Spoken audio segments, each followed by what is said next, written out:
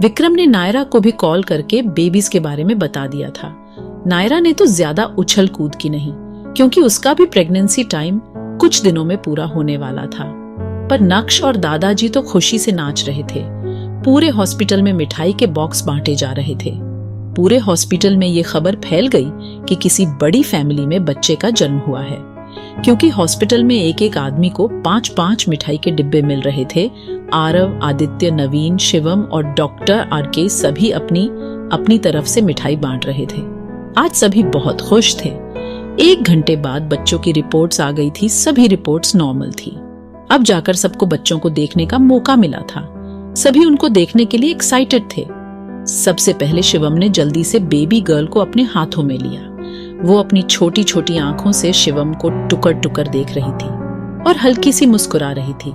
वो बच्ची इतनी क्यूट लग रही थी कि शिवम तो उसके क्यूट से फेस को देखता रह गया। रेखा जी ने बेबी बॉय को अपने हाथों में लिया। वो बिल्कुल रुद्र पे ही गया था। रुद्र की बचपन की शक्ल बिल्कुल ऐसी ही थी। रेखा जी दादी बनने पर बहुत खुश थी। धीरे धीरे सभी ने बेबीज को अपने हाथों में लिया। सभी आज बहुत खुश थे। 2 दिन हॉस्पिटल में कब बीत गए किसी को पता ही नहीं चला। एक आदित्य, नवीन और शिवम, इनमें से घर कोई जाता नहीं था। हॉस्पिटल से अपने काम पर और काम से सीधे हॉस्पिटल, उन चारों का तो किसी काम में मन ही नहीं लग रहा था। उनका ध्यान तो बस हॉस्पिटल में ही रहता था। शिवम, जिसे कभी भी रीटेक लेने की जरूरत ही नहीं पड़ी, वो दिन में 6 रीटेक ले रहा था। डायरेक्टर बहुत समझदार था। उसने आज शूटिंग खत्म होने पर शिवम को कुछ दिन के लिए फ्री कर दिया। डायरेक्टर को पता था कि 2 दिनों से शिवम शूटिंग पर कंसंट्रेट नहीं कर पा रहा था। शिवम तो फ्री होते ही हॉस्पिटल के लिए निकल जाता है, अपनी क्यूटी पाई से मिलने के लिए। दृष्टि ने जब पहली बार अपने दोनों बच्चों को देखा था तो उसके चेहरे पर बड़ी सी स्माइल आ गई थी। उसे मां बनने का एहसास बहुत ही अच्छा लग रहा था। रुद्र के लिए तो दोनों बच्चे ही बराबर थे, पर शिवम तो बेबी गर्ल के पीछे पागल था। वो तो बच्चे बहुत छोटे थे, नहीं वो तो बेबी गर्ल को अपने साथ लिए घूमता। शिवम हॉस्पिटल में बेबी गर्ल को किसी के हाथों में देता ही नहीं था। सबको सिर्फ बेबी बॉय को ही खिलाना पड़ता था। उसने तो साफ साफ कह दिया था, थोड़े बड़े होने पर मेरी क्यूटी पाई मेरे साथ ही रहेगी। आज दृष्टि डिस्चार्ज हो रही थी। पूरे मेंशन को फूलों से सजाया गया था। RSR मेंशन में सभी को बस उन छोटे छोटे बेबीज के आने का इंतजार था। हर्ष और हर्षिता तो अपनी एंजेल का इंतजार कर रहे थे। नक्श भी एक बार हॉस्पिटल में बच्चों से मिल लिया था। बस दादाजी ही थे जिन्होंने अभी तक उन बच्चों को नहीं देखा था। रेखा जी ने तो बहुत पहले ही सभी तैयारी कर ली थी। अब तो रेखा जी बस आरती की थाली सजा रही थी। कामिनी ने कहा, जल्दी करो, वो किसी भी वक्त आते ही होंगे। तभी मेंशन के दरवाजे पर कार के रुकने की आवाज आई। सभी मेन डोर पर जाकर खड़े हो गए। रेखा जी और कामिनी भी जल्दी से आरती की थाली लिए वहां पहुंच गए। रुद्र ने कार से उतरकर दृष्टि को उतरने में हेल्प की। एक बेबी विक्रम के पास था और क्यूटी पाई शिवम की गोदी में थी। रेखा जी ने दोनों बच्चे रुद्र और दृष्टि की गोद में देने को कहा। विक्रम ने तो बेबी बॉय को रुद्र को दे दिया, पर शिवम तो अपनी क्यूटी पाई को छोड़ने को ही तैयार नहीं था। जब रेखा जी ने उसे डांटा तब उसने बेबी गर्ल को दृष्टि के हाथों में दिया। उसके बाद रेखा जी ने चारों की आरती करी और फिर उन्होंने गृह प्रवेश किया। बच्चों के गृह प्रवेश होते ही शिवम ने फिर से क्यूटी पाई को अपनी गोद में ले लिया। वो उसे किसी को देता ही नहीं था। सभी अंदर चले गए। दादाजी तो कब से उन बच्चों को अपने हाथ में खिलाने का सपना देख रहे थे। रुद्र और दृष्टि दोनों दादाजी के पास गए और रुद्र ने बेबी बॉय को दादाजी के हाथों में दे दिया। दादाजी ने उस क्यूट से बच्चे को देखा। उसकी आंखें, उसके पतले पतले होंठ, उसके गाल, ये चेहरा उनको बहुत ही जाना पहचाना लगा, पर उन्हें कुछ याद नहीं आ रहा था। उन्होंने बहुत याद करने की कोशिश करी, पर उन्हें कुछ याद नहीं आया। दृष्टि और रुद्र भी दादाजी के चेहरे के बदलते एक्सप्रेशन देख रहे थे। तभी बेबी बॉय ने दादाजी के हाथ की उंगली पकड़ी और उनको देखकर मुस्कुराने लगा। ये पहली बार था जब वो इतना ज्यादा मुस्कुरा रहा था। रुद्र और दृष्टि ने तो उसे पहले थोड़ा बहुत मुस्कुराते हुए देखा था, पर सभी उसे पहली बार मुस्कुराते हुए देख रहे थे। शिवम ने कहा, ये भी मुस्कुराता है, मैं तो इसे भाई की तरह खड़ूस समझता था। रुद्र ने उसे घूर कर देखा। अरे मेरा मतलब भाई की तरह शांत स्वभाव का समझता था, शिवम ने कहा। शिवम की बात सुनकर वहां सभी हंस पड़े, पर दादाजी को तो उसके छोटे छोटे हाथों की पकड़ से और उसकी मुस्कुराहट से दिमाग में एक करंट का झटका सा लगता फील हुआ। रुद्र के बचपन की यादें उनके आंखों के सामने आ गई। दादाजी के सिर से पसीने की बूंदें गिरने लगी। सब दादाजी की हालत देखकर घबरा गए, पर दादाजी तो अपने होश में ही नहीं थे। रुद्र ने दादाजी को सोफे पर बैठाया। दादाजी तो बस गोद में लिए उस बच्चे को ही देखे जा रहे थे। तभी दादाजी के मुंह से एक ही शब्द निकला, रुद्र। सभी ने दादाजी को रुद्र कहते सुना, पर वो तो उस बच्चे को ही देखे जा रहे थे। दादाजी ने फिर से कहा, रुद्र बेटा, तू अपने दादाजी से अब भी नाराज है। दादाजी उस बेबी से ही बात कर रहे थे उन्हें, और किसी की आवाज तो जैसे सुना ही नहीं दे रही थी। रुद्र कह रहा था, दादाजी मैं आपसे नाराज नहीं हूं, पर दादाजी का ध्यान तो उस बच्चे पर ही था। दादाजी की आंखों से आंसू बह रहे थे। बेबी बॉय भी उनको देखकर बस मुस्कुराए ही जा रहा था। रुद्र बेटा, तेरे मुस्कुराने का मतलब मैं ये समझूं कि तुमने मुझे माफ कर दिया। अब रुद्र पर दादाजी के आंसू देखे नहीं जा रहे थे, तो रुद्र ने बच्चा उनके हाथ से लेकर रेखा जी को दे दिया और अपने दादाजी को जोर से हिलाया। रुद्र कह रहा था, दादाजी क्या हुआ आपको? तब जाकर दादाजी होश में आए। रुद्र को अपने सामने देखकर उन्हें पिछली सारी बातें याद आ गईं। उनकी आंखों से बहते आंसू रुकने का नाम ही नहीं ले रहे थे। रुद्र ने अपने दादाजी से कहा, आप रो क्यों रहे हैं? दादाजी ने कहा, मुझे सब याद आ गया है। अब दादाजी को पिछला और अब का सब याद आ गया था। रुद्र ने कहा, दादाजी आपको आराम करना चाहिए। दादाजी ने कहा, मैं बिल्कुल ठीक ही, मुझे अपने नन्हे मुन्नों से मिलना है। अब दादाजी की याददाश्त वापस आ गई थी। इस बात ने सभी की खुशी और बढ़ा दी थी। दादाजी ने बेबी बॉय को अपने हाथों में लिया और कहा, रुद्र तुम भी बचपन में ऐसे ही थे। तुम दोनों के फेस में बिल्कुल भी अंतर नहीं है, पर तुम इसकी तरह मुस्कुराते नहीं थे। पर दादाजी को कौन बताए ये भी रुद्र पर ही गया है। ये तो बस दादाजी को ही देखकर मुस्कुरा रहा है। दादाजी ने शिवम से कहा, बच्ची को मेरे पास ला रहा है या मैं अपनी छड़ी उठाऊं? शिवम ने जल्दी से क्यूटी पाई को दादाजी के हाथों में बड़े प्यार से रख दिया, पर वो तो शिवम को ऐसे घूरे जा रही थी कि जैसे उसने उसे अपने से दूर करके कोई बहुत बड़ी गलती कर दी हो। शिवम ने कान पकड़ के उसके सामने सॉरी कहा तो वह मुस्कुरा दी। सब उन दोनों की केमिस्ट्री देखकर हैरान थे। रुद्र ने कहा, ये 2 दिन की बच्ची शिवम की बातों पर रिएक्ट कर रही है। ये बात तो किसी को हजम ही नहीं हो रही थी, पर शिवम अपनी क्यूटी पाई की ये हरकतें देखकर बहुत खुश था। दादाजी ने दृष्टि को देखकर कहा, लाडो तुम ही रुद्र की वाइफ हो। दादाजी के मुंह से अपना नाम लाडो सुनकर दृष्टि सकपका गई थी। रुद्र भी दादाजी और दृष्टि को हैरानी से देख रहा था। कौन थी लाडो? आखिर दादाजी ने दृष्टि को लाडो नाम से क्यों पुकारा? आगे जानने के लिए जुड़े रहिए हमसे। Billionaire CEOs secret wife season 2 novel writer के साथ। Please guys follow my YouTube channel और give likes and comments on my story billionaire CEOs. दादाजी की बात सुनकर दृष्टि ने कहा, क्या कहा आपने दादाजी? वैसे तो दृष्टि अपने आप को नॉर्मल दिखाने की कोशिश कर रही थी, पर टेंशन उसके चेहरे पर साफ देखी जा सकती थी। दृष्टि की बात सुनकर दादाजी ने बात बदलकर कहा, अरे हमारी लाडो, हमारी बिटिया तुम्हारी शादी तो रुद्र से हुई थी ना। मेरी याददाश्त आने की वजह से सब घूमता घूमता सा याद है। ये बात सुनकर दृष्टि की टेंशन कम हुई थी, नहीं तो उसे लगा कि दादाजी सच में उसे बचपन वाले नाम से बुला रहे हैं। उसको टेंशन इस बात की थी कि सबको कैसा लगता अगर उन्हें पता लगता कि दृष्टि को सब नौकर की बेटी बुलाते थे। दादाजी ने कहा, रुद्र बेटा, मुझे मेरे कमरे तक तो छोड़कर आ, आज मेरा सिर बहुत भारी भारी सा लग रहा है। रुद्र दादाजी को उनके कमरे में छोड़ने चला गया। बाकी सब ट्विंस बेबीज के साथ मस्ती कर रहे थे। हर्ष बोला, हर्षिता देखो ये दोनों कितने छोटे हैं और कितने क्यूट हैं। हर्षिता ने कहा, भाई इन दोनों को हम बैग में रखकर स्कूल भी ले जा सकते हैं। शिवम ने कहा, नहीं बच्चों, अभी ये बहुत छोटे हैं और बैग में अंधेरा होता है तो ये दोनों तो डर जाएंगे। हर्ष ने कहा, आपने सही कहा मामू, हम इनके साथ यही खेल लिया करेंगे। दृष्टि थकावट फील कर रही थी। वो नायरा के रूम में चली गई। नायरा ने कहा, अब आपकी तबीयत कैसी है? क्या बेबी होते हैं जब बहुत दर्द होता है? बताओ ना। दृष्टि ने कहा, नहीं बिल्कुल दर्द नहीं होता, बल्कि गुदगुदी सी होती है पेट में। तुमसे किसने कहा बहुत दर्द होता है? सच बताओ, आप मजाक तो नहीं कर रही है? दृष्टि को पता था कि ये पागल इसी बात की टेंशन लेकर बैठ जाएगी, इसलिए दृष्टि ने कहा, मैं तुमसे झूठ क्यों बोलूंगी। तभी रेखा जी ने आते हुए कहा, दृष्टि सच बोल रही है, बच्चा होने में कोई दर्द नहीं होता, तुम्हें टेंशन लेने की जरूरत नहीं है। अब तुम दोनों ये जूस पिलो और अपना अच्छे से ख्याल रखा करो। उन दोनों ने हाँ में सिर हिला दिया। बच्चों को भूख लगी थी। बेबी गर्ल को तो दृष्टि ने दूध पिला दिया था, पर बेबी बॉय को रेखा जी ने काऊ मिल्क पिलाया था। अगर माँ के दूध की कमी हो तो बच्चे को काऊ मिल्क पिला सकते हैं। ये बात रेखा जी और सावित्री काकी दोनों को पता थी।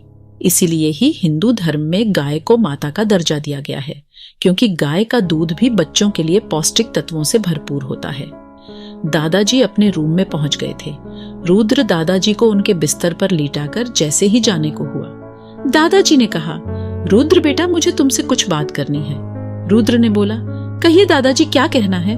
दादाजी ने कहा, बेटा दरवाजा बंद करो पहले। रुद्र को दादाजी की बात समझ तो नहीं आई कि दादाजी क्या कहना चाहते हैं, पर उसने दादाजी की बात मानकर दरवाजा बंद कर दिया और दादाजी के पास आकर खड़ा हो गया। दादाजी ने कहा, बेटा बैठ मेरे पास। रुद्र उनके पास बैठ जाता है। दादाजी कहते हैं, बेटा जो बात मैं तुमसे कहने जा रहा हूं वो बात बस तेरे और मेरे बीच ही रहनी चाहिए। दादाजी की ऐसी बात सुनकर रुद्र की भौहें टेढ़ी हो गई। दादाजी ने कहा, बेटा याद है तुम्हें जब तुम घर छोड़कर गए थे? हाँ दादाजी, मुझे याद है, रुद्र ने कहा। और ये भी पता है ना क्यों गए थे? दादाजी ने कहा। रुद्र ने कहा, दादाजी आप अपने किसी दोस्त की पोती से जबरदस्ती मेरा रिश्ता पक्का करना चाहते थे, इसलिए ही मैं घर छोड़कर गया था। दादाजी ने कहा, बेटा तुम्हें उस रिश्ते से परेशानी नहीं थी, बस तुम उस समय मुझसे नाराज थे। दादाजी आप सच कह रहे हैं, पर अब मेरी शादी हो चुकी है, तो आप उस रिश्ते के बारे में क्यों बात कर रहे हैं? रुद्र ने कहा। दादाजी बोले, बेटा अभी तुम कोई क्वेश्चन नहीं करोगे, बस तुम्हें आज मेरी बात सुननी है। चलो मुझे एक बात बताओ, मैं अभी तुमसे उस लड़की के बारे में बात करूंगा कि वो कैसी थी, उसका पास्ट क्या था, तो तुम्हें मेरी बातों में कोई इंटरेस्ट आएगा। रुद्र ने कहा, मुझे क्यों इंटरेस्ट आएगा दादाजी? आप फिर उस लड़की की बात लेकर बैठ गए। दादाजी बोले, मुझे बस हाँ और ना में जवाब सुनना है। रुद्र ने इरिटेट होते हुए कहा, नहीं मुझे कोई इंटरेस्ट नहीं आएगा उस लड़की की बातों में। दादाजी ने सीरियस होते हुए कहा, अगर मैं तुमसे कहता हूं कि मुझे दृष्टि के पास्ट के बारे में तुमसे बात करनी है, वो बचपन में कैसी थी, कहाँ रहती थी, उसकी लाइफ कैसी थी, तब भी तुम्हें मेरी बातों में कोई इंटरेस्ट नहीं है। दादाजी की बात सुनकर अब रुद्र के कान खड़े हो गए। उसके दिमाग ने काम करना बंद कर दिया।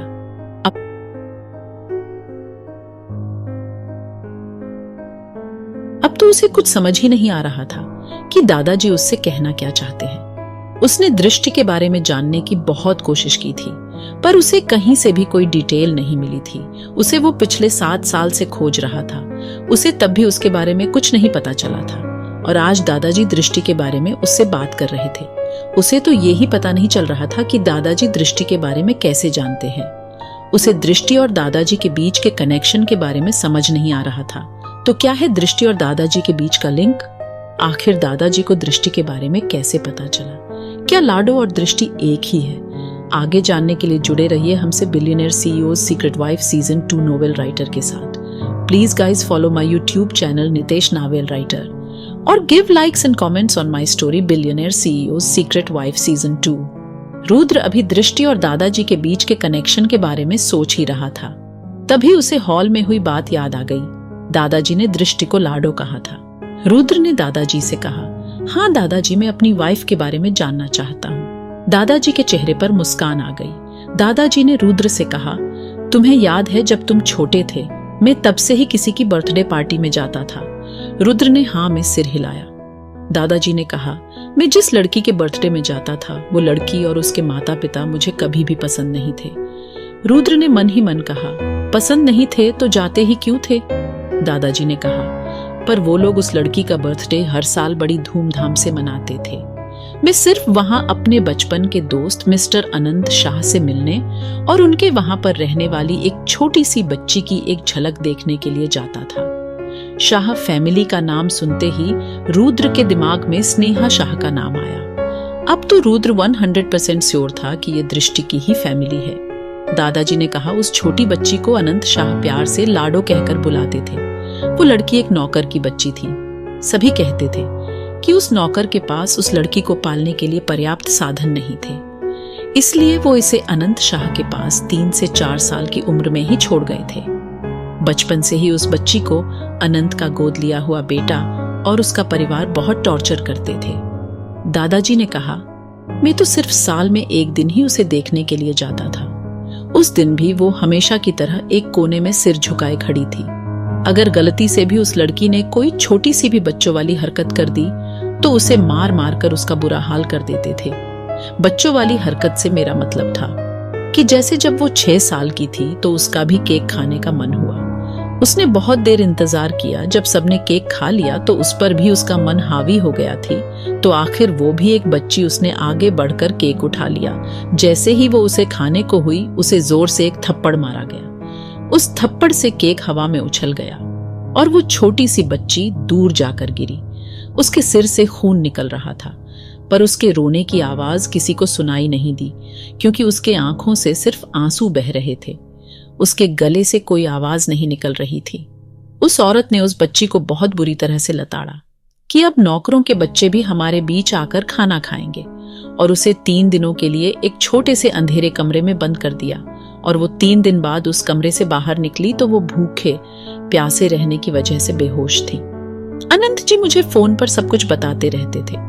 कभी उसके पीछे कुत्ते लगा दिए जाते, कभी उसे स्विमिंग पूल में गिरा दिया जाता, कभी उसे गर्मियों में पूरे दिन छत पर तपती धूप में छोड़ दिया जाता, और कभी ठंड में उसे रात को छत पर छोड़ दिया जाता। उस छोटी सी बच्ची ने इतने टार्चर सहे थे कि मैं और तुम सोच भी नहीं सकते। पूरे घर का काम वो बच्ची ही करती थी। उसको कभी भी घर पर पढ़ते किसी ने नहीं देखा, पर फिर भी वो स्कूल में फर्स्ट आती थी। बस अनंत की लाडो को स्कूल भेजने की बात ही उसके गोद लिए बेटे ने मानी थी। उस बच्ची की बात सुनकर रुद्र की आंखों से भी आंसू बह रहे थे। रुद्र को उस लड़की के लिए दुख तो बहुत था, पर इस बात की खुशी थी कि वो शाह परिवार की नातिन नहीं थी। अगर वो दृष्टि होती तो रुद्र पूरे शाह परिवार को आग लगा देता। दादाजी ने आगे कहा, मैं उस बच्ची को देखकर इतना दुखी हो गया कि मैंने तुम्हारे लिए उस बच्ची के रिश्ते की बात अनंत से कर ली। अनंत शाह इस बात से बहुत खुश हुआ था, पर तुम उस रिश्ते की बात सुनकर घर छोड़कर निकल गए थे। अब रुद्र को बहुत गिल्टी फील हो रहा था। रुद्र ने कहा, सॉरी दादाजी, उस टाइम मुझे पापा की सच्चाई का पता नहीं था, इसलिए मैं आपसे थोड़ा नाराज था। दादाजी ने कहा, तू जब घर छोड़कर चला गया था तो मैं बहुत परेशान हो गया था, पर उस बच्ची से मुझे इतनी हिम्मत मिली कि मैंने सिर्फ तुम्हारा चेहरा देखने के लिए हर हद पार कर दी थी। मैंने भी कहा अपनी बात शुरू कर दी। दादाजी की बात सुनकर रुद्र बहुत शर्मिंदा महसूस कर रहा था। दादाजी ने आगे कहा, तेरे जाने के बाद मैंने जब अपना मन कठोर करके अनंत को तुम्हारे बारे में बताने के लिए कॉल लगाया था, तब मुझे पता लगा कि वो 13 से 14 साल की बच्ची घर से भाग गई है। मैंने भी आज तक अनंत को तुम्हारे बारे में नहीं बताया, क्योंकि उस बच्ची के बारे में सोचकर मेरी अनंत को सच्चाई बताने की कभी हिम्मत ही नहीं हुई। आज तक हमें ये समझ नहीं आया कि उसने वो 60 फीट की दीवार पार कैसे की थी। उसके ऊपर 8 फीट तो आयरन वायर लगी थी, जिसमें हमेशा हाई वोल्टेज करंट होता था। उसके बाद आज तक उसका कुछ पता नहीं चला। अनंत ने उसे बहुत खोजने की कोशिश की, पर सभी प्रयास विफल रहे। दादाजी ने आगे कहा, रुद्र वो किसी नौकर की बच्ची नहीं थी। दादाजी की आंखों से आंसू बह रहे थे, पर दादाजी की ये बात सुनकर रुद्र के दिल ने तो धड़कना ही बंद कर दिया था। अब वो डर रहा था कि कहीं वो दृष्टि ना हो बस। दादाजी ने आगे कहा, लाडो और कोई नहीं बल्कि अनंत की नातिन थी। वो उनकी इकलौती बेटी स्नेहा शाह की बेटी थी। जिस मेंशन में उसके साथ नौकरों से भी बुरा बर्ताव किया जाता था, वो उस मेंशन की शहजादी थी। अनंत शाह उसको इतना परेशान देखकर रोज रोज अंदर से घुट घुट कर मरता था। और आज जब मेरी याददाश्त वापस आई तो मुझे ये सोचकर बहुत अच्छा लगा कि इतने महीनों से वो हमारे साथ है और वो तुम्हारी वाइफ भी है। अब इतने सालों में मेरे दिल का बोझ दूर हो गया है और मैं अनंत को भी उसके बारे में बता दूंगा। पर रुद्र का अपने दादाजी की बातों पर ध्यान ही नहीं था। उसने तो जब ये सुना था कि वो स्नेहा शाह की बेटी थी, वो तो इतना सुनते ही पागल ही हो गया था। उसके आंखों से आंसुओं का बहना रुक ही नहीं रहा था। ये बात उसकी वाइफ की जो थी, गुस्से की वजह से उसकी मुट्ठी कसकर भींची हुई थी। उसके नेल्स उसकी हथेलियों में चुभ रहे थे। दादाजी ने उसका ये हाल देखा तो वो भी डर गए। अब उन्हें समझ नहीं आ रहा था कि वो रुद्र को कैसे शांत कैसे कराए। दादाजी ने उसे शांत कराने के लिए कहा, रुद्र, अब मैं जो बात तुम्हें बताने जा रहा हूँ वो ज्यादा जरूरी है, जिसकी वजह से दृष्टि को इतना दुख सहना पड़ा। आगे जानने के लिए जुड़े रहिए हमसे billionaire CEO secret wife season 2 novel writer के साथ। Please guys follow my YouTube channel Nitesh novel writer. और give likes and comments on my story billionaire CEO secret wife season 2। Rudra, अब मैं जो बात तुम्हें बताने जा रहा हूँ वो ज्यादा जरूरी है, जिसकी वजह से दृष्टि को इतना दुख सहना पड़ा। जब उसने दृष्टि का नाम सुना तो उसे होश आया। वो भी जानना चाहता था कि दृष्टि को इतना दुख सहन करना पड़ रहा था, फिर भी उसके नाना जी ने उसे नहीं बचाया। उसे समझ आ रहा था कि बात इतनी सीधी नहीं है, इसके पीछे कुछ तो बड़ी वजह जरूर है। दादाजी ने आगे कहा, रुद्र, मैं तुम्हें उनका नाम तो नहीं बताऊंगा जिनकी वजह से ये सब हुआ, पर हाँ, तुम्हें इस बारे में कुछ तो पता होना चाहिए जिससे तुम सावधान हो सको। दृष्टि को उसके माँ और पापा ने अनंत के पास ये कहकर छोड़ा था कि किसी को ये पता नहीं लगना चाहिए कि ये हमारी बेटी है, इसकी जान खतरे में है, वो लोग इसके पीछे जरूर आएंगे। पापा, मैं चाहती हूँ कि आप इसे अपना नाम ना दें, इसी में इसकी भलाई है। जिस दिन इसकी सच्चाई दुनिया के सामने आई कि ये हमारी बेटी है, तो वो लोग इसे नहीं छोड़ेंगे, वो लोग राक्षस। मैं तुम्हें उनके बारे में नहीं बता सकता, पर हाँ, दृष्टि की लाइफ खतरे में है। वक्त आने पर तुम्हें खुद ही पता चल जाएगा कि वो लोग कौन है, और हाँ, अब तुम्हारे बच्चों की लाइफ भी खतरे में है। दादाजी, वो लोग कौन है? रुद्र ने पूछा। दादाजी ने कहा, मैं तुम्हें उनके बारे में नहीं बता सकता। अभी तुम उस काबिल नहीं हुए हो जो कि उनका सामना कर सको। अभी दादाजी को रुद्र के बारे में पता नहीं था कि वो ही RSR है, और RSR होते हुए भी किसी को उसकी खुद की स्ट्रेंथ का अंदाजा नहीं था। पर दादाजी की बात को वो बहुत सीरियस ले रहा था। रुद्र उन लोगों को कम नहीं आंक रहा था। दादाजी ने कहा, यह बात तुम्हारे और हमारे बीच ही रहनी चाहिए। दादाजी ने आगे कहा, अभी शाह फैमिली से दूर रहना। तुम्हें क्या लगता है अनंत ने लाडो को किस लिए छोड़ा हुआ है?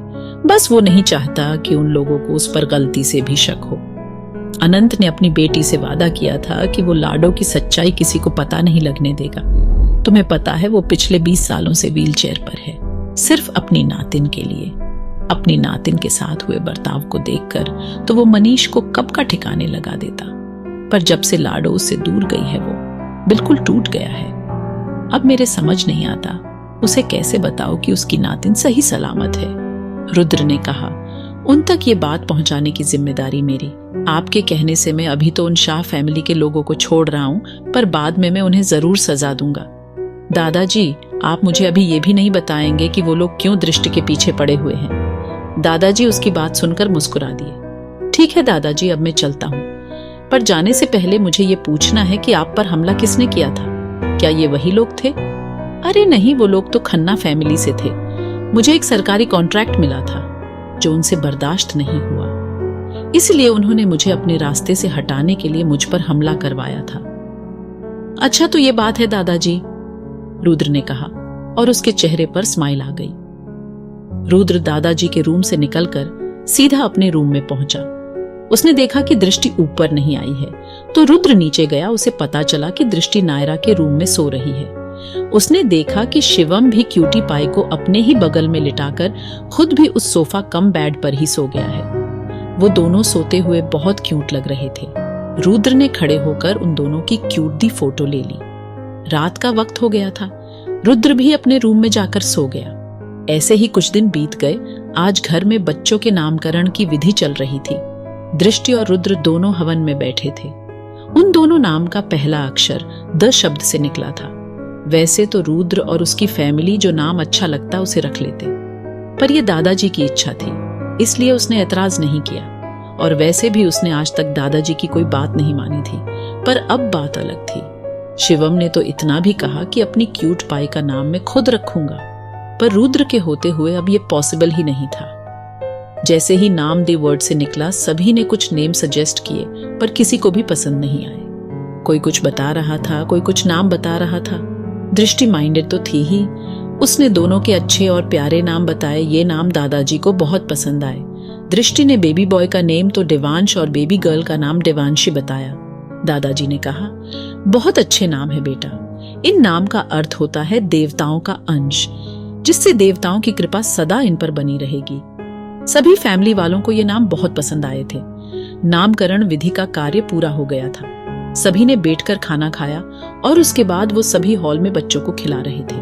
हर्षिता ने कहा, भाई ये दोनों हमारे छोटे भाई बहन हैं, मैं इनको अपने खिलौने दे सकती हूँ। हर्ष ने कहा। हाँ दे सकते हैं हर्षिता, पर मुझे तो ये खुद ही डॉल जैसे लग रहे हैं, हर्ष ने कहा। हर्षिता तुतलाते हुए बोली, भाई मुझे भी इनके साथ खेलना है। अब मेरा उन खिलौने से खेलने का मन नहीं करता। मुझे तो इसी क्यूट से गुड्डे और क्यूट सी डॉल के साथ खेलना है। उन दोनों की इतनी सीरियस बात सुन सभी हंस रहे थे। तभी वहां पर नक्श आया। वो नायरा को जूस देने के लिए गया हुआ था। उसने हड़बड़ाते हुए कहा, वो नायरा दीदी की तबीयत खराब हो गई है। उसकी बात सुन विक्रम और रुद्र दौड़कर नायरा के पास पहुंचे। उन्होंने देखा नायरा को लेबर पेन शुरू हो गया था। उसे जल्दी से हॉस्पिटल ले जाया गया। दूसरी तरफ एक 60 फीट का आदमी खड़ा था। उसके सामने 20-22 आदमी खड़े थर-थर कांप रहे थे। तभी सिंघानिया फैमिली के हेड ने डरते हुए कहा, लीडर, हमने इस शहर का भी चप्पा चप्पा छान मारा, पर हमें उस लड़की का कुछ नहीं पता चला। और लीडर, हमें एक लड़की पर शक था। वो थी शाह फैमिली में रहने वाली नौकर की बेटी, पर उस फैमिली के लोग उसे बहुत टॉर्चर करते थे। अगर वो उनके परिवार की बच्ची होती तो अनंत शाह कभी उसके साथ ऐसा नहीं होने देते। लीडर, काफी बार तो वो लड़की मरते मरते बची है। लीडर ने कहा, अब वो लड़की कहाँ है? फैमिली हेड ने कहा, लीडर, वो 15 साल की थी जब घर से भाग गई थी। लीडर, जब हमने उसका पता लगाया तो हाईवे की सीसीटीवी फुटेज से हमें पता चला कि वो जंगल के अंदर निकल गई है। वहां के कैमरे से पता चला कि वो हाई अलर्ट वार्निंग जोन को भी पार करके आगे निकल गई। लीडर, वो इलाका जंगली जानवरों का है। वहां से वो बच्ची जिंदा वापस लौट ही नहीं सकती। उसके बाद आज तक उसका कुछ पता नहीं चला है। लीडर, शहर का एक ही मेंशन बचा है जहां हमारे आदमी कुछ नहीं पता लगा पाए। उसकी देख रेख के लिए 350 से भी ज्यादा गार्ड्स उसकी सिक्योरिटी में लगे हुए हैं। आखिर किसका था वो मेंशन? क्या उन्हें उस लड़की का पता चल पाएगा? वो लोग कौन थे? सिंघानिया फैमिली का हेड किस आदमी को लीडर क्यों कह रहे थे? आगे जानने के लिए जुड़े रहिए हमसे।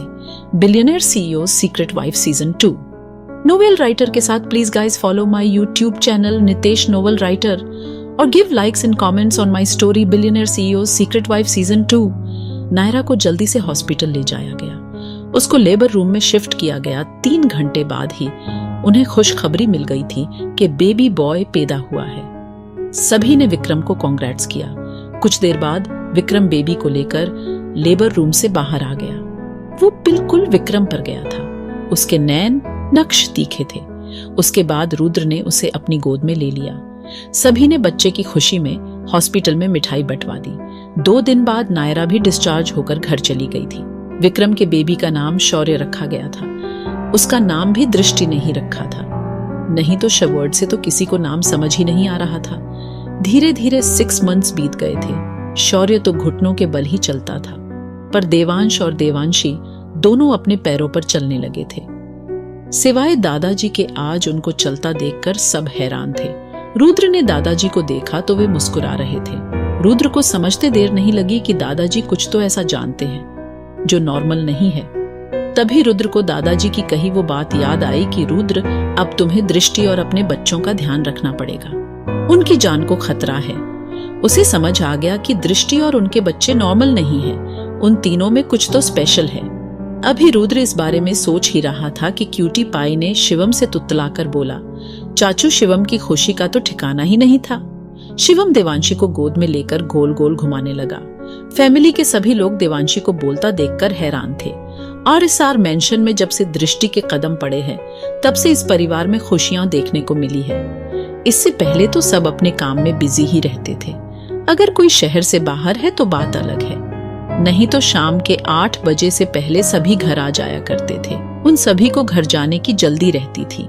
सभी को डर रहता था कि कहीं बच्चे सो ना जाए, पर तीनों बच्चे शैतान थे। वो भी तब तक सोते नहीं थे जब तक सब आ नहीं जाते थे। हमारी क्यूटी पाई तो इतनी शैतान थी कि अगर शिवम लेट हो जाता था तो क्यूटी पाई पूरा घर रोकर सिर पर उठा देती थी। शिवम उसको लेकर अपने साथ ही सोता था।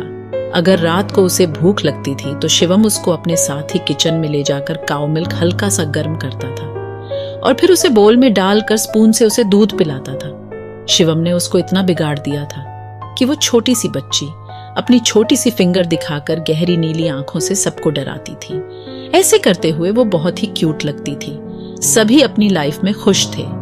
दृष्टि और नायरा ने एक्सरसाइज और जॉगिंग करके अपना फिगर पहले की तरह ही मेंटेन कर लिया था। घर में सब बच्चों में ही बिजी रहते थे। नायरा पर तो 2 आवर्स ही मार्शल आर्ट्स की प्रैक्टिस हो पाती थी, पर दृष्टि तो 6 to 8 आवर्स प्रैक्टिस किया करती थी। दृष्टि अब पहले की तरह ही स्ट्रांग हो गई थी। उसकी हेल्थ बहुत जल्दी रिकवर होती थी। दृष्टि को इस बात का पता था। आज दृष्टि ने रुद्र से अपने कैरियर को लेकर भी बात की थी। रुद्र ने उससे कहा, तुम अब एंटरटेनमेंट इंडस्ट्री में काम करने के लिए रेडी हो? उसने हाँ में सिर हिला दिया। उसने कहा, मैं अपनी असिस्टेंट नायरा को ही रखूंगी। रुद्र ने हाँ में सिर हिला दिया। दृष्टि ने कहा, बस आप मुझे कोई साइड कैरेक्टर रोल ही दिला देना, उसके बाद बड़ी एक्ट्रेस तो मैं अपने आप ही बन जाऊंगी। अच्छा जी, और आपको ऐसा क्यों लगता है कि आप अच्छी एक्ट्रेस बन जाओगे? रुद्र ने कहा, अरे अभी आपने मेरी एक्टिंग देखी ही कहाँ है। एक बार मुझे कोई टीवी प्रोग्राम मिल जाए फिर देखना। उसके चेहरे पर कॉन्फिडेंस साफ दिखाई दे रहा था। रुद्र ने कहा, ठीक है, कल तुम ऑडिशन के लिए चली जाना, मैं तुम्हें एड्रेस मैसेज कर दूंगा। दृष्टि ने ओके कहा। अभी वो दृष्टि को किस ही करने जा रहा था कि तभी उसका मोबाइल रिंग करने लगा। रुद्र ने कॉल रिसीव की। दूसरी तरफ से विक्रम ने कहा, बॉस शेर सिंह ने कॉल की थी। उसने कहा कोई RSR मेंशन पर नजर रख रहा है। रुद्र ने कहा, कौन है? बॉस वैसे तो पता नहीं लगा है, पर जहां तक मुझे लगता है ये सिंघानिया फैमिली के आदमी ही है। मुझे पता लगा था कि वो अब भी उस लड़की को गुप्त तरीके से खोज रहे हैं, पर वो RSR मेंशन पर बाहर से ही नजर रख रहे हैं। बॉस क्या करना चाहिए? रुद्र ने कहा, उन्हें आज रात ही गायब कर दो और मुझे कल ही सिंघानिया फैमिली के बारे में सारी डिटेल चाहिए। आखिर हमें भी तो पता चले कि ये सिंघानिया चीज क्या है। इतना कहकर रुद्र ने कॉल डिस्कनेक्ट कर दी। उसके बाद वो दृष्टि के पास आया और दृष्टि को किस करके उसे अपनी बाहों में भरकर सो गया। दूसरी तरफ विक्रम ने रातों रात उन 50 आदमियों को गायब करवा दिया था जो RSR मेंशन पर नजर रख रहे थे।